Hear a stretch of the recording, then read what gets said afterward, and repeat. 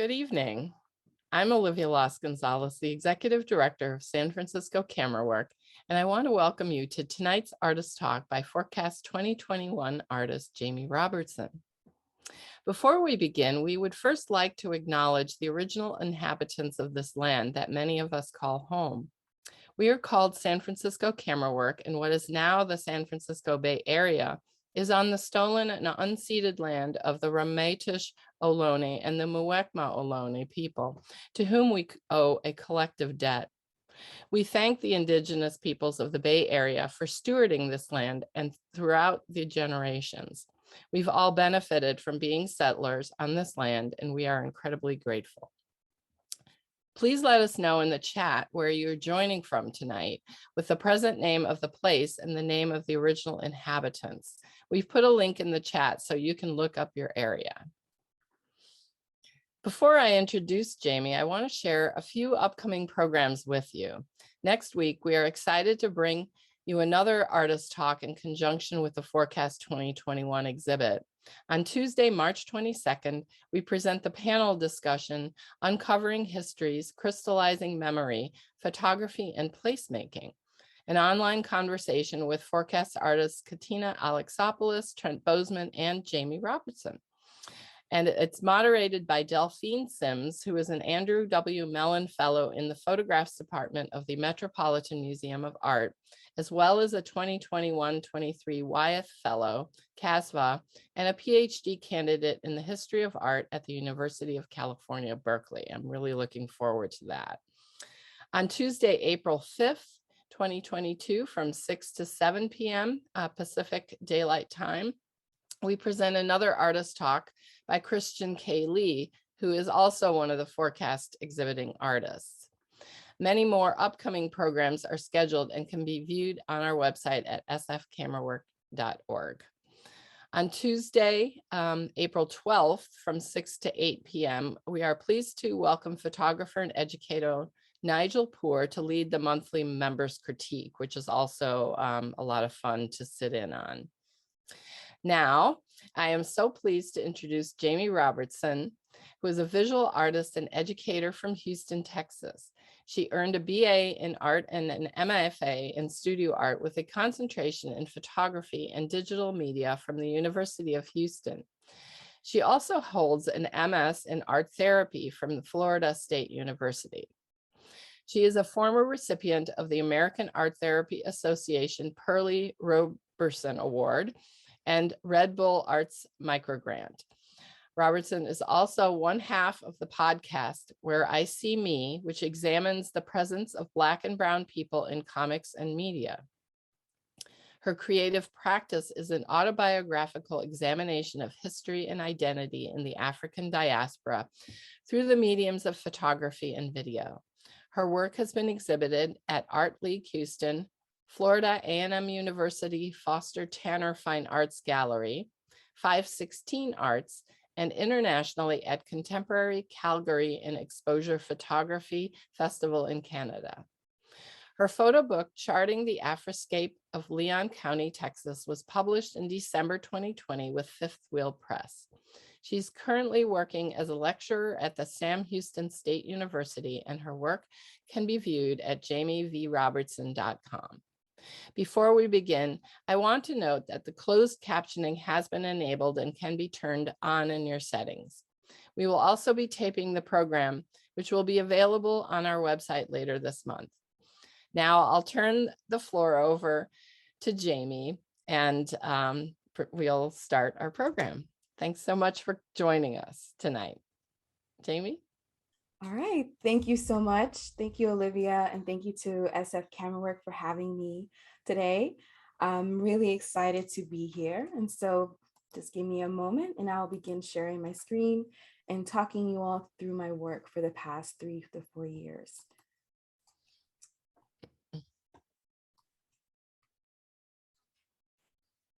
All right, so I'm going to be talking with you all today about my series, Charting the Afriscape of Leon County, Texas. This is a series that's very dear to my heart. And just to kind of briefly read the statement for the work. Charting the Afriscape of Leon County, Texas is an autobiographical examination of my family history through documentary photography and the family archive. The home place, the land my family has owned for generations, is the site of my creative practice.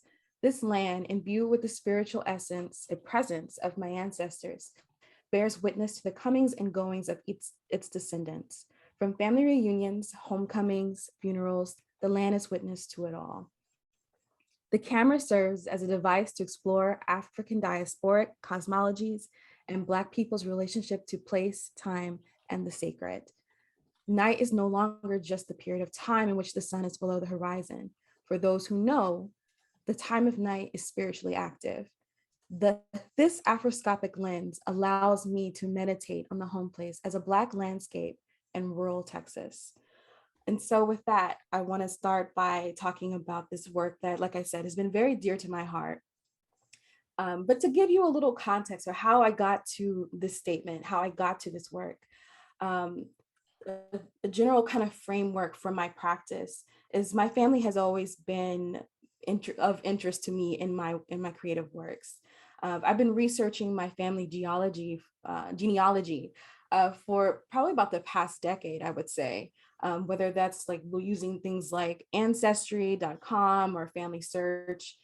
Family Search is free, which is really nice. They have pretty much the same records of ancestry.com, but it's free. Just trying to find, any bits and pieces I could find of people who came before me. I grew up in an intergenerational household. My mom, myself, my grandmother, my grandfather, and my great grandmother all lived in the same house. And my first memories are being in this house in Houston, Texas, where we all lived together.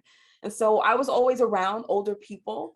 And I guess you could say my interest in family history comes from sitting and listening to my grandparents talk to their cousins and their friends about the way things were in the past, or what it was like growing up, or all the great times that they had together.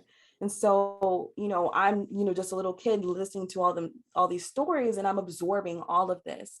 Little did I know that this was going to end up being my path as an artist. And so my family is a really big part of my practice. I'm starting to slowly expand outward towards the collective Black family, the Black the diaspora in a sense. But I started with my family first because I think it's always best as an artist to start with what you know, whether that's starting with yourself or starting with the people around you in your immediate circle. And so my family, of course, is a part of the framework for my work, and also African and African-American spirituality. I was absorbing a lot of materials about African art history. In graduate school, when I was at the University of Houston, I read Flash of the Spirit, and that book pretty much just kind of changed my whole perspective. It was the first time that I was seeing someone talk about a lot of these objects that we see in museums as within the actual purpose that they served. Traditionally, in art history, a lot of African sculptures and artifacts are just seen solely for their stylistic or aesthetic qualities, and not so much about the actual function these things served, how they worked in the communities that they were in. And it was just really nice to get that other side of that from this text, from Flash of the Spirit. From there, of course, all of the references led to more readings in Bantu cosmologies. Time in the Black Experience was a really important book for me, in that it was breaking down, there's several different essays from authors who are of African descent, writing about African time and what it meant to African peoples. And so all of this is, kind of stewing around. I'm in my studio making things and reading these books. And it's all kind of being ingrained in me. And like, at first I was thinking that, oh, maybe, make work exactly about the different objects, or make work about the exact, trying to make some kind of physical manifestation of the things that I was learning. But it wasn't quite working out. And so I'll talk a little bit about that in a little bit. But I also want to acknowledge the book the monograph by Jeannie Mutusini Ash, The Fauci Island. I remember seeing this book 10 years ago at the Art History Library at the University of Houston. And this book was really instrumental in me picking up the camera and photographing my family and our landscape. Because I remember bringing this book home and showing my mom, and a lot of the pictures in it, she said, looked like people that she grew up with, or people that, you know, it looked like where we were from. And to me, this book was really important because it told me that the rural Black experience is worthy of being documented and being recorded for posterity. And so to go in a little bit more into the African spirituality aspect of my framework for how I'm thinking about this work, this symbol that you see on the screen has many names: the King of the Congo, Yawa Cross, the Crossroads as it's known in the Southern United States and within African American culture. This symbol, of course, shows up in a lot of traditional African religious systems like Vodun, like Santeria and things of that, all of the New World iterations of it. But it all is much more than just a power symbol used in religion. It's also a worldview. And that was my interest in it as a worldview.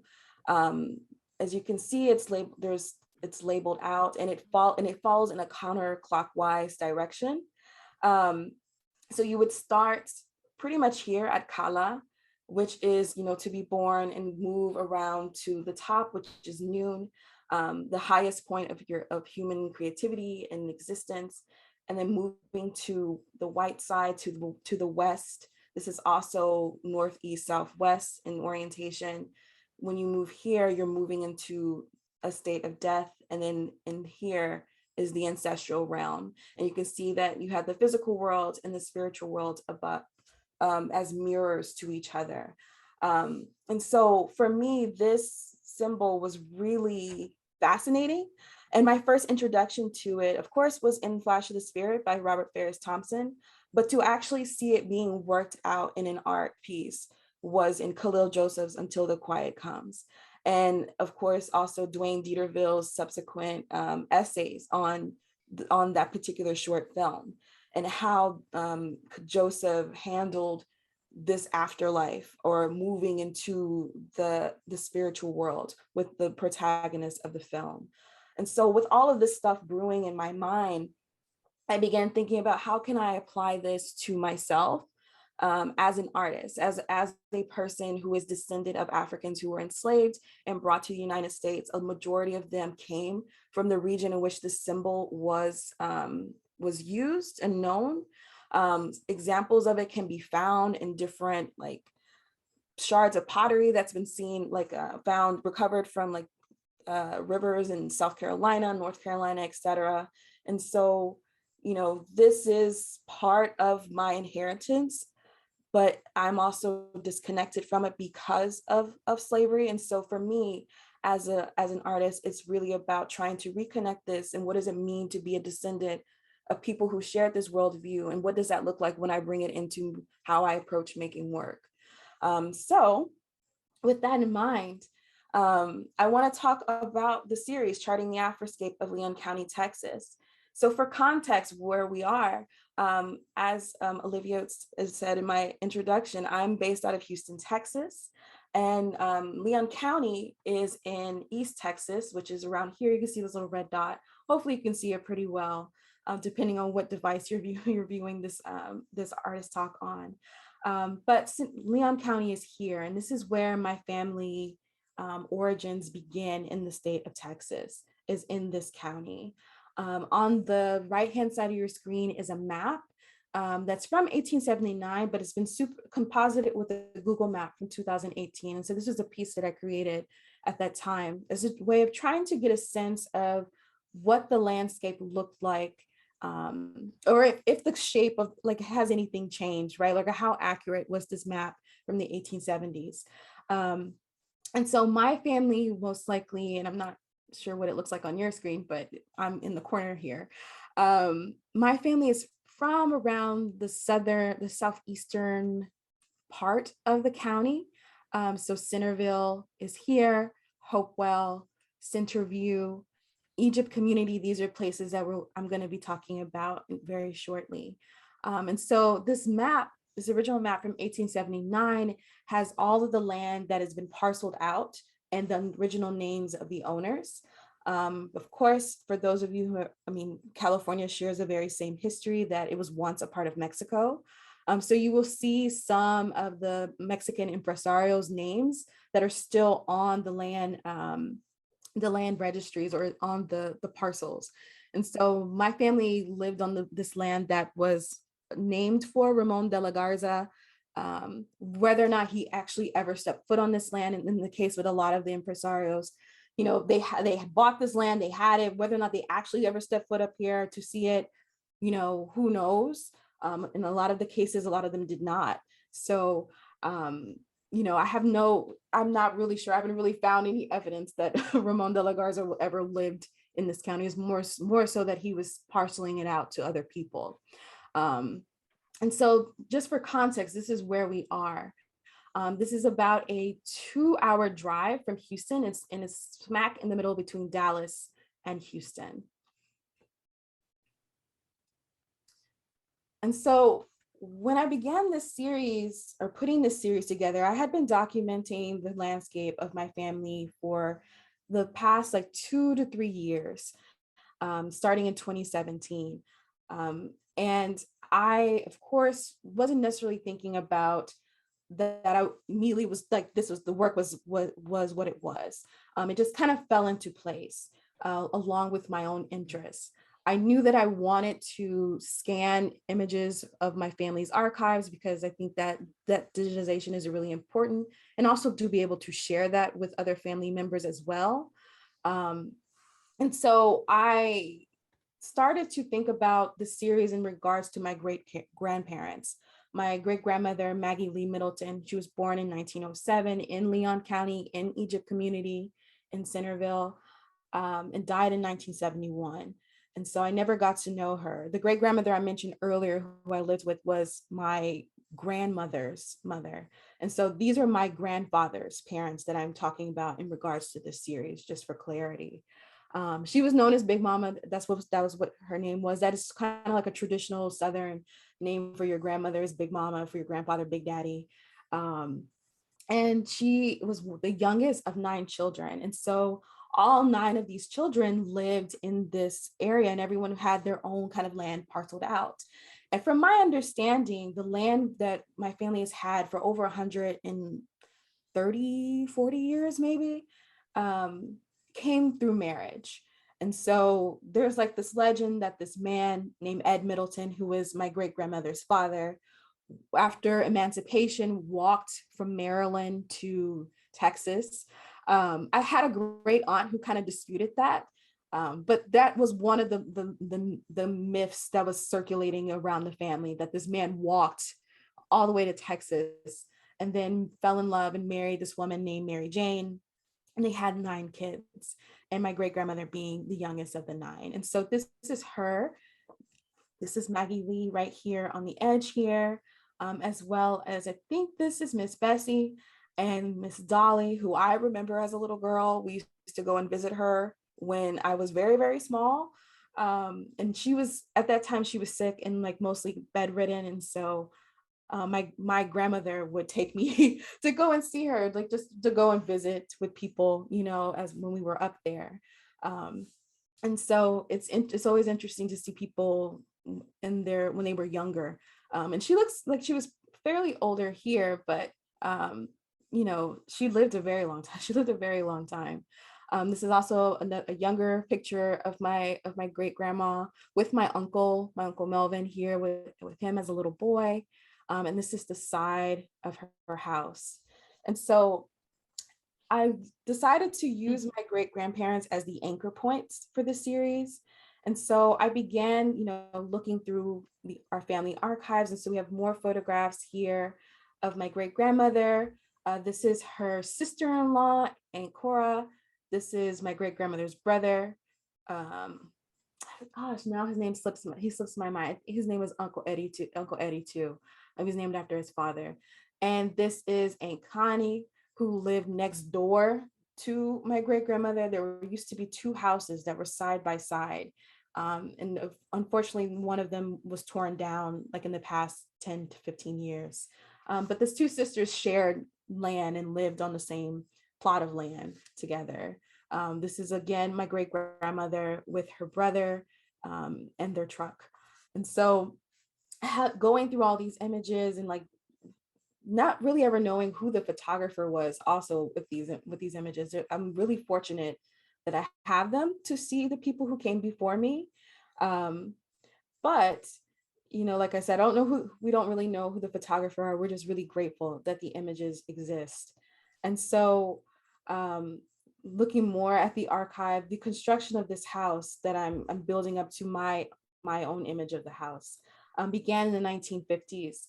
When my grandfather came back from service in Korea, he built this house for his mother. And so apparently, according to family history, there used to be a really big, nice house on the property, but it was burnt down. And it wasn't burnt down out of malicious intent or anything like that. It was more so that, people, they were doing something like burning trash, most likely, and they left the fire unattended, and a wind came and the house caught on fire from that, which is really unfortunate. But my grandfather, his cousin, and his uncle, they worked together to build this house, as well as the house for my great grandmother's sister as well. They were kind of like matching houses, like twin houses.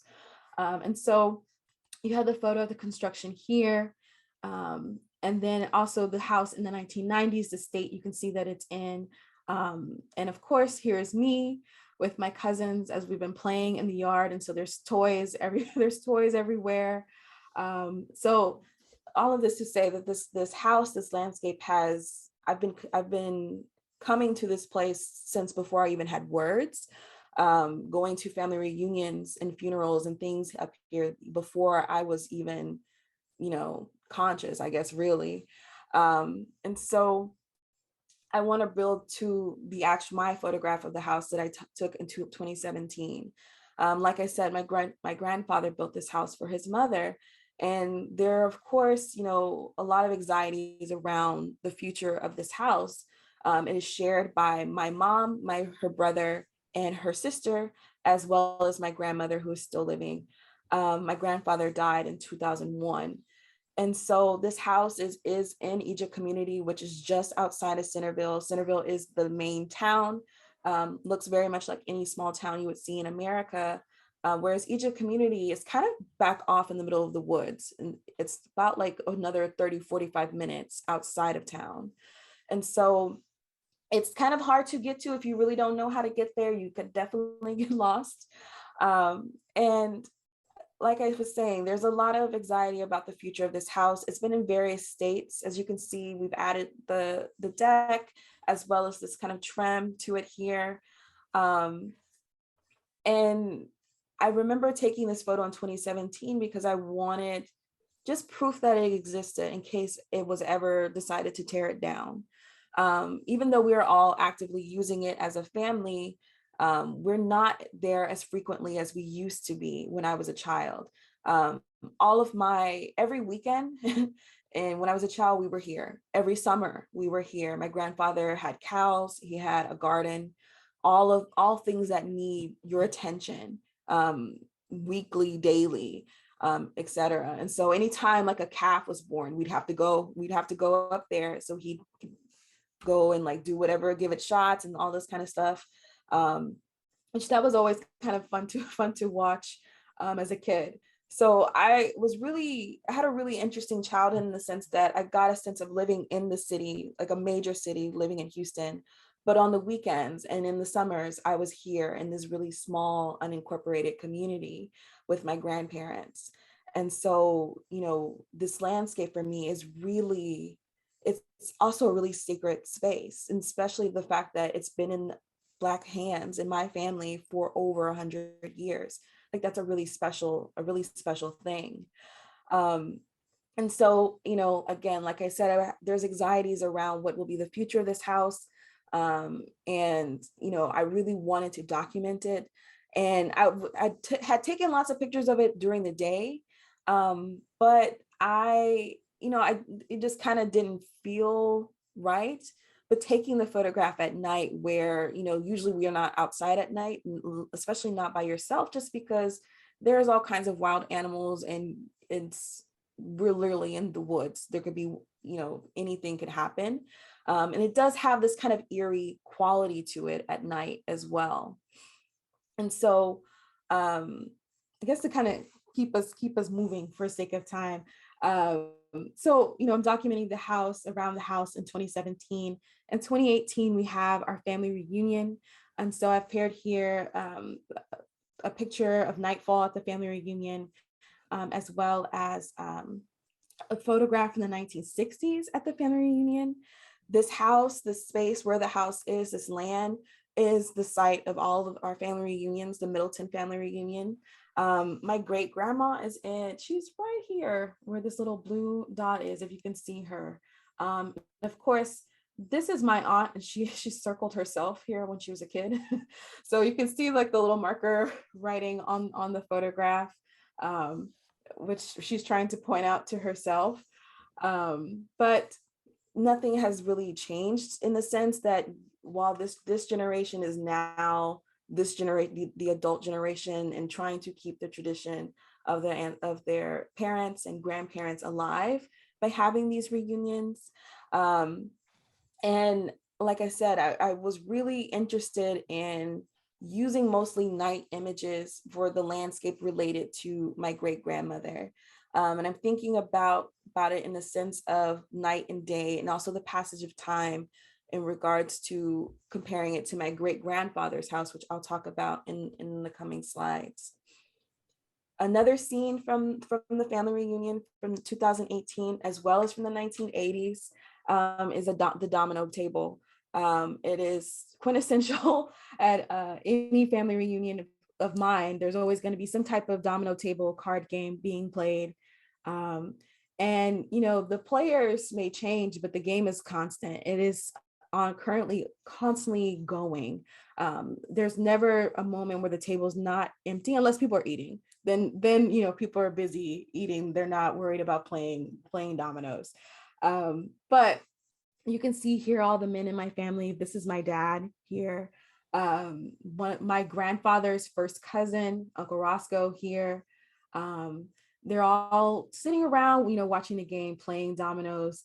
And the same, of course, happens in 2018, years later, whereas, for instance, my Uncle Roscoe, who we called Uncle Fox, they just call him Fox.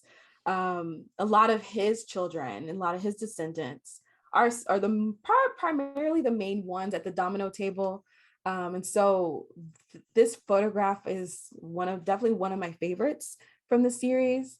My cousin's out of Dallas. My Uncle Roscoe lives in Dallas with his wife. And I believe this is his wife, the back of her head in this photograph here. They all kind of coordinated their outfits, like they all wore this fluorescent yellow color together. And so it just really made for a really interesting composition with this image, as well as, it's night at the reunion and all of the days festivities have gone by. And I'm also, while I'm documenting the reunion, I'm also working the reunion. So serving food and doing all of these different things. I just so happened to have my camera in my hand, me passing by the table and got this shot. And it's definitely one of my favorites. It tends to be one of the most popular ones in the series. A lot of people really enjoy this image. I think it's part of the fact that, my cousin's face is obscured by this hat and like the tattoo on his hand, as it looks like he's about to maybe pull a winning hand, or winning set in dominoes. I don't play a lot of dominoes, so the technical the technical names for them, I'm a little at loss. I just watch.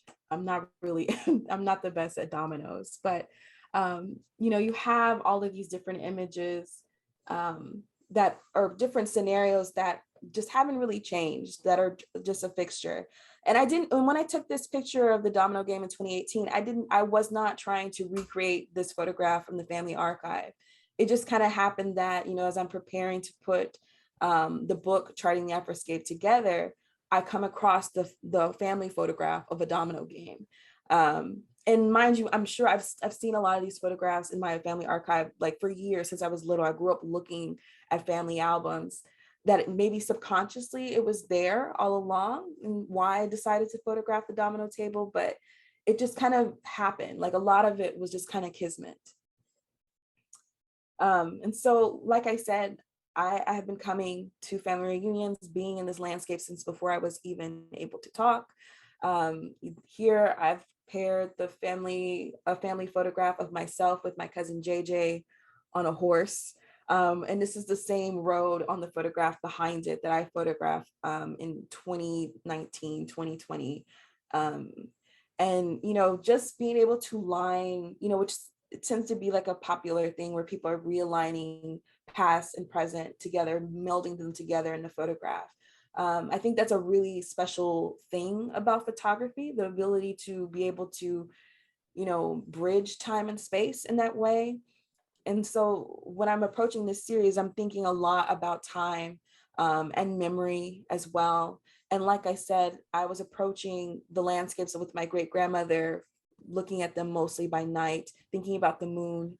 And often, of course, in a lot of culture, moon is associated with women and, wanting to, kind of assign my grandparents these celestial bodies to anchor me in as I'm making this work.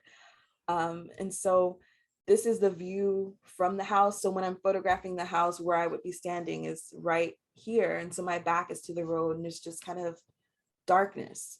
But, we have this really nice shadow play that comes in from the security light that's in the front yard that gives off this really, really green cast. So it's a fluorescent light, of course.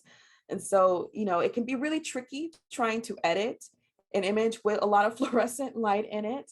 And so sometimes you just kind of have to tone it down as best as you can and just lean into the fact that the light, like this is the light that's there and that this is what the camera is seeing. And so I'm definitely an advocate for the fact that the camera can see beyond human sight. The landscape for me in these images, I'm using a slow shutter speed as well to capture them. Like for it, they start to take on a spiritual quality. And I definitely think it's because a camera can really detect what we can't see with our naked eye or what is missed by our naked eye. And so, from here, I'm going to transition, I believe, to talking about my grandfather. So moving from night into day, my great grandfather, sorry. And so my great grandfather, Jenkins Luss, was born in 1909. He died in 1988, which was the year I was born. And I'll talk a little bit about that in a minute. And so, like I mentioned with my great grandmother, he was called Big Daddy, like where she was called Big Mama.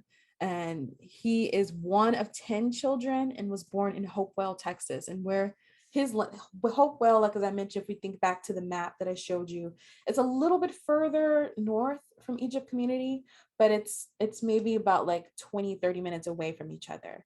And all that to say, all of these incorporate these Black communities, Egypt community, Hopewell, another one would be Pleasant Springs.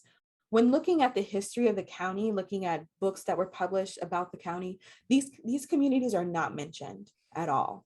There's no kind of like record of the fact that there were Black people living outside of Centerville proper and living in these little communities. And a lot of them were very self-sufficient. They had to be. My great grandmother was the type of woman who she ran her own cows. She had a garden. She had chickens. Like it was self-sustaining farm. And they all worked together, especially the fact that all of her siblings are living in this place together with her. The same is true with my great grandfather in Hopewell. And so this is a photograph of him. There's at home in Hopewell. And as well as here, he is with my grandfather, General Lusk. And in the photograph, they're getting ready to prepare a hog to be barbecued. A lot of, I guess, I feel like it's East Texas kind of tradition to barbecue a whole hog. And so it comes up, some people may find the image kind of graphic because of the nature of an animal being prepared for cooking, and maybe make some people squeamish, but I always found it a really interesting image. It also was a site that I was really familiar with, because even at family reunions, the main course for the family reunion is a hog. And so the preparation of that, it starts the night before. It's like someone either bring a live hog, or you bring, buy one that's already been, properly like slaughtered. For lack of, there's no really, I guess, nice way to say that. But the barbecue process of a whole entire hog takes all night, and usually the pits are built by hand. And so this is what's behind him here. This little structure is a barbecue pit for a hog. And so it's kind of like you smoking it all night, like there's coals underneath. And of course, for the most part, most people understand how a barbecue pit works. But needless to say, as I mentioned, when I'm thinking about this series, I'm using my great grandparents as an anchoring point, as celestial bodies, to organize time and space around this work. In 2019, I went looking for his house in Hopewell. I have no memory of really seeing it as a child. We would always spend all of our time in Egypt community. And so I didn't really grow up looking at going to my great grandfather's house a lot, especially because my great grandparents were only married 1 year. They were married 1 year, they had my grandfather, and then they divorced, separated. And then my great grandfather married this other woman named Lottie Bell. And from my understanding, Lottie Bell lived in my great grandfather's house until 2001. So I think that also kind of contributes to why his house, his dwellings were not as visited as often by my family, by my grandfather and his and by my mom, my uncle, and all of them. Just because I think there was some tension with the new wife, like they didn't really care for her that much, unfortunately to say. But I wasn't alive for all of that, so that I don't know what happened with all of it. But this photograph from 2019, Hopewell Field, this was, I went searching for the house with my mom and my grandmother, because they would have the most accurate memory of where the house would be. And we were literally just driving around like in the woods for about 20-30 minutes, and we're about to give up hope. And I was really kind of, I had just resigned to feel like his house used to be behind these trees. And that was that. And so I took this photograph thinking like his house was somewhere here. But, little did I know that if we just kept looking a little bit more, we would find it. And so sure enough, we found it. The old driveway, it was very hard to get to. I have a very low car. You definitely need like a truck or a Jeep or something to drive this terrain. It's not very friendly to small sedans. But the moment I saw it, I wanted, I don't know, like it was really special. And it was really special because for me, I feel a connection to my great grandfather, even though I never knew him. And as I mentioned, he died the same year I was born. And so, like finding his house and seeing it, it was like a piece of him was still there, and that we were kind of in the same place, but in different times together, and so it was just a really special moment for me to see this house and finally, get this kind of not closure, but just feel there's a sense of completeness or wholeness in yourself when you are looking through your family history and you start to discover things, and you find even the smallest thing can feel like it can just fill an entire void within you. And so the house, finding it, definitely did that for me. And so at this time when we found it in 2019, I was not able to go inside. We were a little apprehensive about it because, again, I was with my mom and my grandmother, and my grandmother was very scared because we're like out in this landscape that we know, but we don't really know. My mom saw like some kind of wild animal tracks that looked pretty fresh. And so she was like, we need to turn back. We need to go in the house. We need to go in the car. And so we left. And I'm going to come back to that. In 2020, I was able to finally go in the house, and it was a really interesting experience to walk in. It was very dark, of course. I went up there with some friends from school who were not afraid of anything, and were willing to go in the house with me. And of course, ended up meeting some of my cousins who were hanging around. And they're like, "Oh, you want to go in the house? Yeah, you come on, let's go in the house, and we'll show you around or whatever." So it was it was a really interesting trip going back in 2020. And the photograph I have here is called Lottie Bell's Preserves. And this was where the kitchen used to be in the house. Um, my grandmother, when I showed her this picture, she said that Lottie Bell used to make lots of like pear preserves and just all the different kinds of fruit preserves, and had like a huge like spice rack or shelving system full of them. And so now you can see, because the house is in such a state of decay, it's, some of them are still there, but they're all rotten, spoiled. The jars are on the ground. Wildlife, of course, can come in and out of the house. And then simultaneously, while we're here, if you we're looking, there was like a lot of like dirt and things like that, of course, in the house. It was really hard to get a good photograph. I didn't really get as many photographs in the house that I would have liked, but I felt like I got enough. And also the experience of being in the house was enough for me. In 2019, when I was going initially to find the house, I also was looking for his grave as well, because I never visited my great grandfather's grave. I knew that he was buried in Hopewell, but I don't remember going to Hopewell Cemetery as a child. It's possible that I went for someone's funeral that I didn't know, who was maybe distantly related, but I don't remember ever being there. And so we just kind of wandered around the funeral and seeing all these people whose last name is Lusk related to me. It was just, I don't know, like it's like being, I don't know, I think of cemeteries as like this kind of latent library of life, where like all these people are here, like some parts of them are here, of course their souls have gone on to wherever, but like there's still a part of them in the soil, in this land. And that, of course, is really what grounds a lot of the work that I'm making, knowing that I'm photographing and documenting this landscape, and my ancestors are still very much present in this landscape.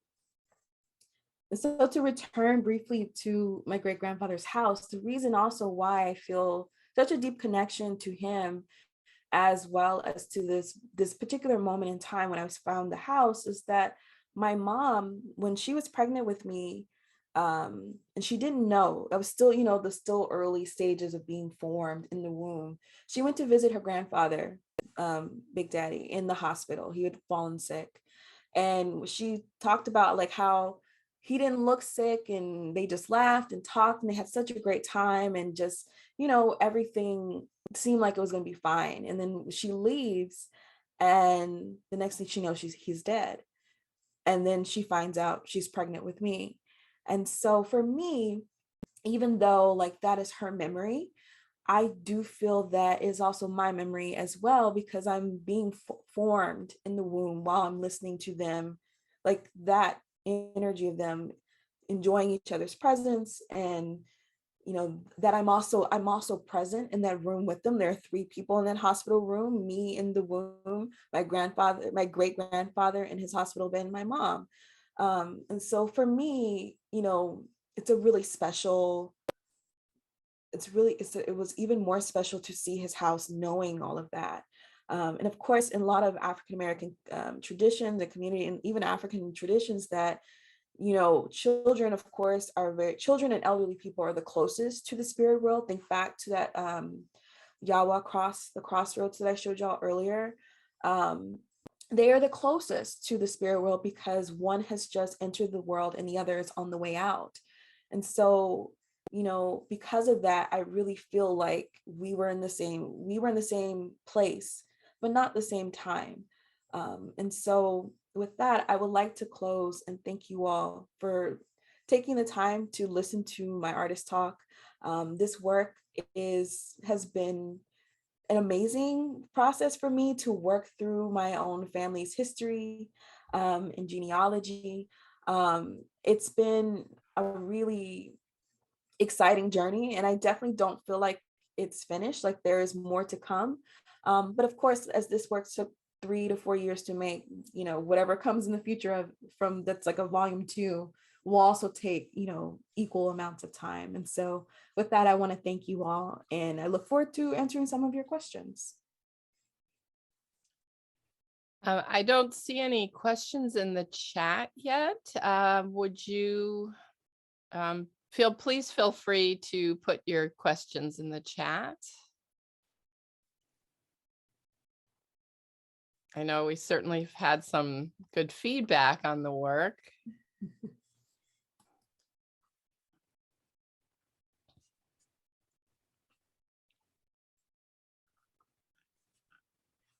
Okay, here's one. So this question is, do you believe in life after death or reincarnation? They say, I remember as a child, I loved to spend time in my grandma's house looking for treasures. After she died, my mom gave me a huge box with old photographs, and it has been amazing to discover those. Somehow I feel that my grandma sent me those pictures, and I feel really connected to her through those photos. I definitely believe in life after death, especially, as I was reading more about like different African cosmologies and ways of looking at time. Because I've already, from a Western philosophy or Western, mindset and Christianity, I believe in it, but I also think about it more in the sense of that I do think people come back as a part, like as they're like, it is possible. Like my friends, like I also like jokingly, I have friends who will tell me that they think that I am my paternal grandfather because I was born on the exact same day that he was born, and he died 8 years before I was born. So I definitely believe in life after death. I do think reincarnation exists. I think that it isn't in a sense of like your consciousness exactly, but I think it's more of so like pieces of your ancestors come back through people, and you're kind of like marked in a way by their, whatever life they had lived. So yes. Someone was asking about, I know you've published a book of this project. They were curious also to know if you're doing anything with a documentary, like maybe a film. I guess that's how I'm interpreting the question. So like I said, I did the book. And one of the things I definitely want to get the book, I worked with an independent publisher. And so it's currently out of print. It's sold out, which I think that's always a really good sign that there is, an audience there for the work. And so I'm wanting to find, a bigger publishing house that will, keep the book in production for, posterity, and not just have it be this kind of one instance.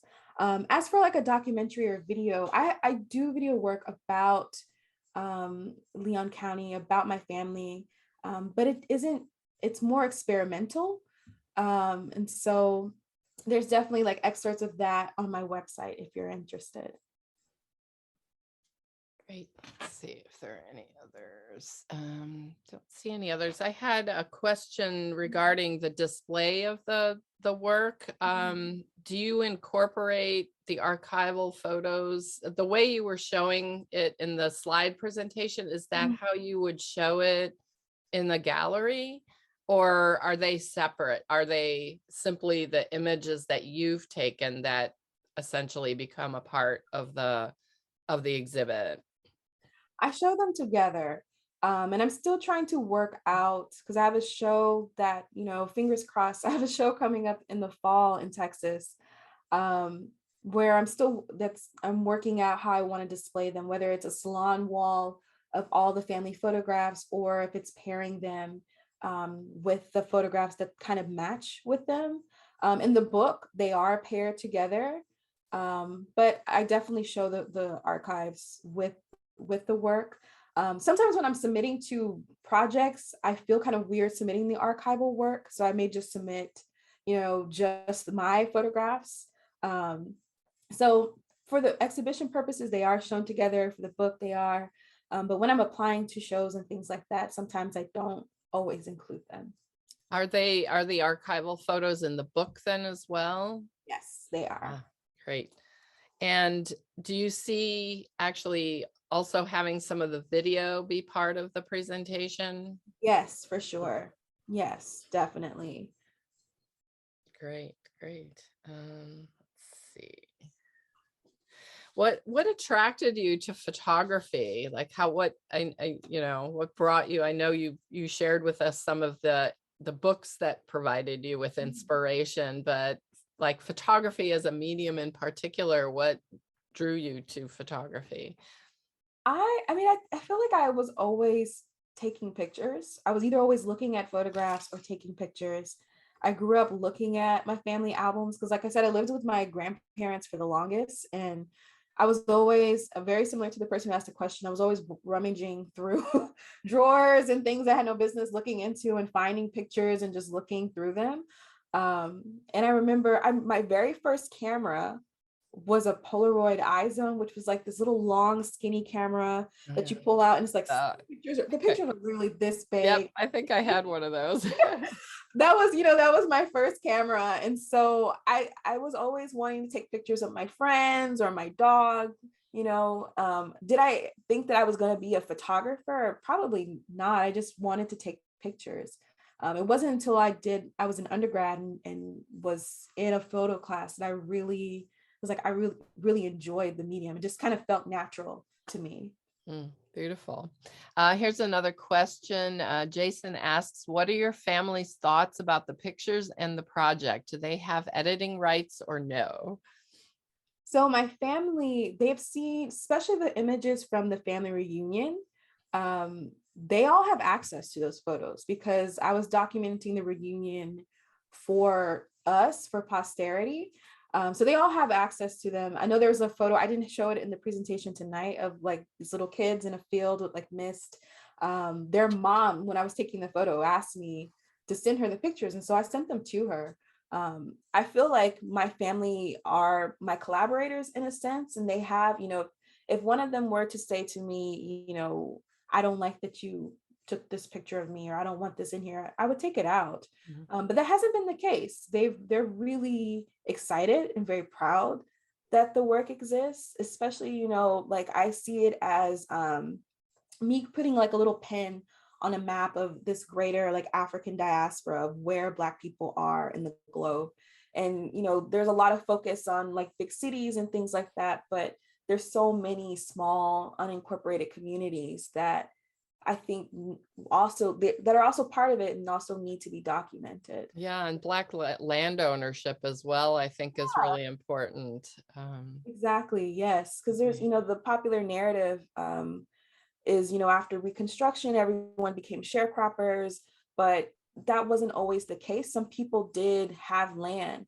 Now, some people may have got like tricked out of their land or run off, of course, because we know that was also happening. So, or maybe they just even decided to sell it because they needed the money. Like there's all kinds of different reasons around it. And so, the ability for my family to hold on to it, I think, is also worth noting and documenting. Yeah, there was actually a NPR story recently about a Black community in New Mexico, I believe, that is sort of being uncovered and documented as well. So yeah, really interesting. The one other question I had about your approach, a lot of the images were taken sort of at night and at dusk, gives it a really beautiful intimate sort of feel to the images. Is that like, tell us a little bit more about what drew you to using more images of the evening and the night? Yes, so I was, the initial night shots, I was really in the beginning just trying to really get a handle of photographing at night. Because so many people talk about how challenging it can be, and you just have to be really patient. And, some people don't want to be patient and wait for the shots, wait for it to kind of happen. So initially it was about that. But as I was learning more about, reading Flash of the Spirit and all those different books, and learning about that symbol in which it is, and I forgot to mention this, the symbol also, each point on the symbol is the movement of the sun, the sun.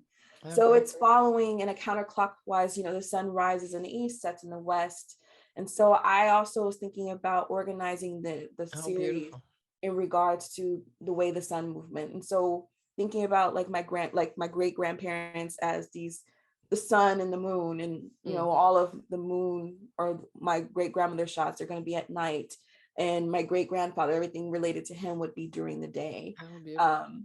So that's kind of the reason why, and it's more night heavy also because that is the landscape that I had the most access to and was most familiar with too as well. Great. Let's see. We have time for maybe one more question if anyone wants to put another question in the chat.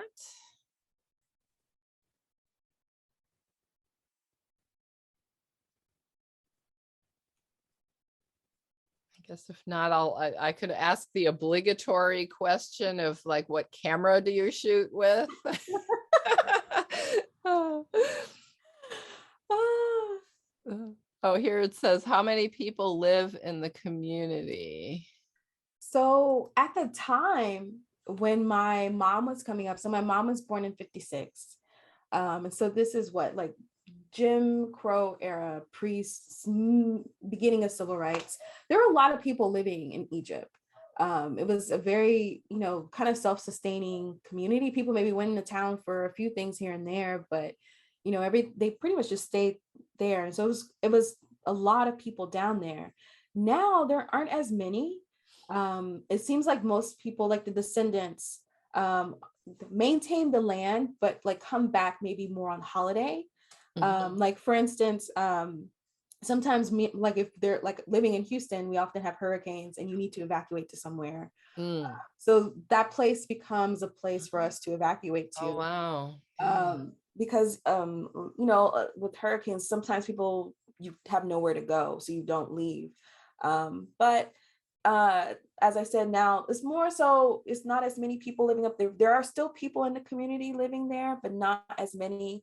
Some of them I'm related to, some of them are new and they've just kind of maybe bought land and live further down the road from us. And also my aunt just moved up there full time. She moved from Atlanta back to Texas where she was born, and is living up there full time now. She built a house. So I think slowly it may regain, like a lot of the children of the people, or grandchildren, the people I showed, are probably wanting to come back to the land. Great. All right. There's two more questions and then we probably should stop. One asks, how have you been able to find historical information in regard to your lineage, given that the records for slaves and their descendants are limited in scope? Is the first question. So a lot of it has been, of course, talking to my grandparents, talking to my great grandparents. A lot of it are stories that I have heard growing up. So, like, so for instance, the man who walked from Maryland to Texas after emancipation. And so from there, like knowing that these stories exist and then having, of course, our last names, I can go back into census records and look and see, as far as I've been able to look, for sure, with confidence, I saw a census record with my great grandmother when she was 2 years old.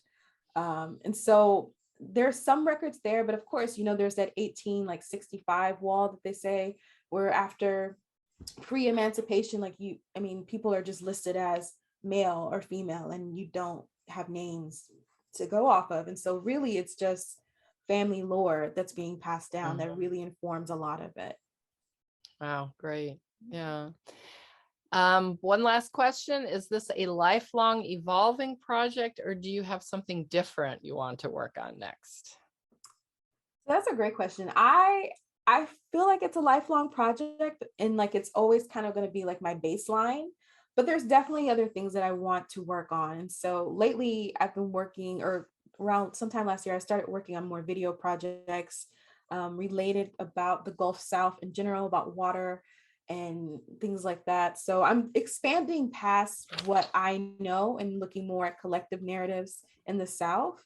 But my family will always kind of be the baseline and for me to return to. So yeah, it's definitely a lifelong project. And great. Well, thank you so much for sharing the backstory to these beautiful photographs. And we are so excited to be able to show the work and work with you. And we're looking forward to the panel that is coming up, which will explore further the notion of uncovering buried histories in the landscape. So I'm going to be looking forward to that and hoping that you all who have joined us tonight will join us for that. Thank you so much for joining us, and do check out our website for more programs, either connected with this project or with the new Marna Clark online exhibit that just opened. So thank you so much.